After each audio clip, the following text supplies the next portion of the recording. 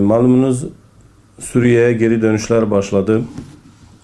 Bu Türkiye geneli olarak belki olumlu kiralara yansıyabilir, fakat ben özelde Bingöl'de bir olumlu bir geri dönüş olacağını sanmıyorum kiralar konusunda, özellikle kiraların fiyatları konusunda. Çünkü malumunuz Bingöl'de konut sıkıntısı oldukça fazla. Ve yapılan TOKİ'ler var. TOKİ'lerin bir türlü satışa sunulmaması, özellikle konut yetersizliğinden dolayı kiraların artışına etki ediyor. Bu TOKİ'lerin Çevre ve Şehirciliğe devredildiği biliniyor. Fakat bir türlü satışa sunulmadı. Malumunuz Bingöl'de çok fazla bir yeni konut yapılmıyor. Yeni konut yapılmadığı için de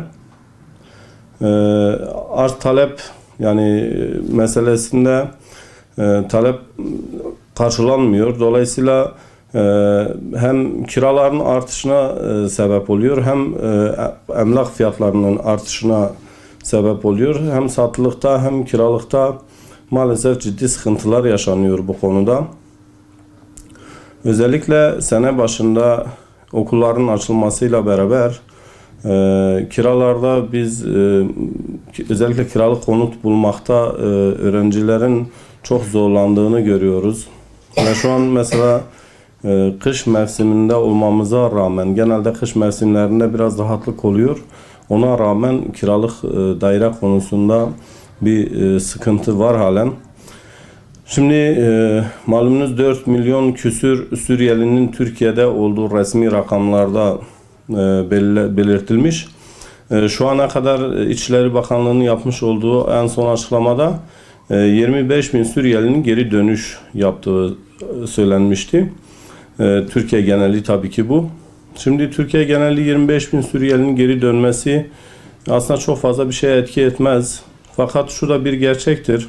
Belki bize olumlu yönleri de olacak bizim açımızdan, fakat şu yönden de düşünmemiz gerekiyor. Bugün Suriyelilerin çalıştığı işte maalesef Suriyeliler gitsin diyenlerin çoğu bu işlerde çalışmaz. Buyurun gelin çalışın dediğinizde biz o işi yapmayız derler.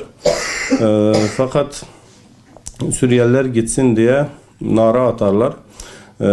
Bugün Bingöl'de ise en son alınmış olan resmi rakamlara göre 1230 tane Suriyeli olduğu söyleniyor. Bu da çok ciddi bir rakam değil. Evet, Suriyelilerin belli kesimlerde çok fazla yoğunlukta olduğunu biliyoruz. Özellikle Şanlıurfa, o civarlarda. Bugün evet, Suriyelilerin geri dönmesi dediğim gibi Bingöl'de özellikle kiralar konusunda hiç etki edeceğini sanmıyorum. Kiranın fiyatları konusunda. Çünkü çok fazla Suriyeli sayısı yok Bingöl'de. Ev satışlarına geldiğimizde ise emlak piyasası da şu an maalesef Bingöl için konuşuyoruz. Durgun vaziyette emlak piyasası. Çünkü yani fiyatlardan hepimiz haberdarız. Yüksek maliyetlerden dolayı, ki fiyatların artmasından dolayı kimse konut alamıyor. O yüzden konut sıkıntısı, konut satışlarında zaten oldukça büyük bir azalma söz konusu. Dolayısıyla o konuda da bir sıkıntı yaşanıyor. Ve biliyoruz Bingöl'de birçok yerde yine TOKİ'nin yapacağı konutlar var. Bunlar da bir an önce yapılırsa ve devreye girerse, satışları falan yapılırsa, evet belki bir hareketlenme olur, bir rahatlık oluşur. En azından hem kiralık konut konusunda hem de satılık konut konusunda piyasaya da biraz hareketlilik gelir.